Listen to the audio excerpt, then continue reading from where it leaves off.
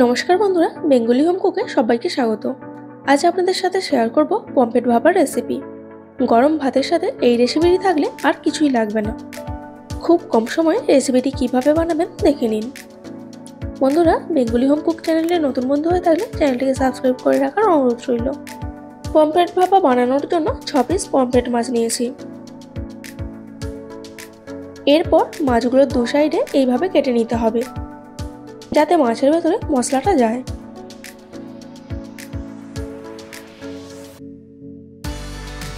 সব মাছগুলো একইভাবে কেটে নিয়েছি। এবার মাছগুলো ম্যারিনেট করে নেব। তার জন্য দিতে হবে হাফ চা চামচ লবণ আর হাফ চা চামচ হলুদ গুঁড়ো।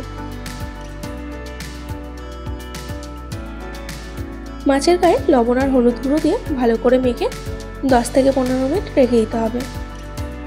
চাইলে আরও 1 চামচ পাতিলেবুর রস দিয়ে মাছের গায়ে মেখে নিতে পারেন, এতে মাছের আঁশটা গন্ধটা চলে যাবে। পমফ্রেট ভাপার জন্য এবার মশলার পেস্টটা করে নেব। নিয়েছি 1 চা চামচ কালো সর্ষে, 1 চা চামচ সাদা সর্ষে, 2 চামচ পোস্ত আর ঝালের জন্য 4টি কাঁচা লঙ্কা। মিক্সিং জারে সব উপকরণগুলি নিয়ে পেস্ট করে নেব। এরপর একটা স্টিলের টিফিন বক্স নিয়েছি, তাতে সর্ষে পোস্তর পেস্টটা দিয়ে দেব। এর সঙ্গে দেব 2 চামচ টক দই, স্বাদ অনুযায়ী লবণ, হাফ চা চামচ চিনি, কিছুটা জল দিয়ে মিক্সিং জারটা ধুয়ে দিয়ে দিলাম। এবার সব কিছু উপকরণ ভালো করে মিশিয়ে নিতে হবে। এর সঙ্গে আরও দেব 1 চামচ সরষের তেল আর রঙের জন্য হাফ চা চামচ হলুদ গুঁড়ো।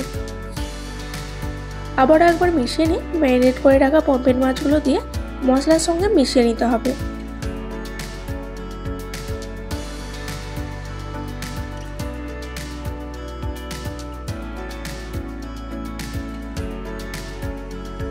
সব শেষে ওপর থেকে দেব 3টি চেরা কাঁচা লঙ্কা আর 2 চামচ সরষের তেল। এবার ঢাকা দিয়ে 10 মিনিটের জন্য রেখে দিতে হবে। 10 মিনিট পর মাছগুলো ভাপিয়ে নেওয়ার জন্য কড়াই জল দিয়ে দিলাম। এবার একটা খাবার রাখার স্ট্যান্ড রেখে কড়াইটা ঢাকা দিয়ে জলটা গরম করে নেব।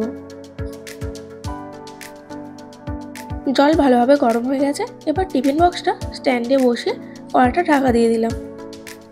দেখবেন জল যেন টিফিন বক্সের নিচে থাকে। গ্যাসের ফ্লেমটা লো টু মিডিয়ামে রেখে 15 মিনিট ভাপিয়ে নিতে হবে। গ্যাসটা অফ করে টিফিন বক্সটা ঠান্ডা করে নিয়ে খুলে নিচ্ছি। দেখুন, পমফ্রেট ভাপা একদম রেডি। আপনারা দেখতেই পেলেন কত কম সময়ে এবং কম উপকরণে রেসিপিটি বানিয়ে নেওয়া যায়।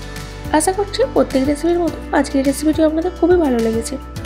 রেসিপিটি ভালো লাগলে অবশ্যই একটি লাইক দিয়ে কাছের বন্ধুদের শেয়ার করবেন। আরও এরকম নতুন নতুন রেসিপি পেতে বেঙ্গলি হোম কুক চ্যানেলটিকে সাবস্ক্রাইব করে পাশে থাকা বেল আইকন প্রেস করে অল নোটিফিকেশন অন করে রাখবেন। তাহলে পরবর্তী নতুন ভিডিওর নোটিফিকেশন সবার প্রথমে আপনার কাছে পৌঁছে যাবে। আজকের মতো এই পর্যন্তই। দেখা হচ্ছে নতুন কোনো রেসিপি নিয়ে।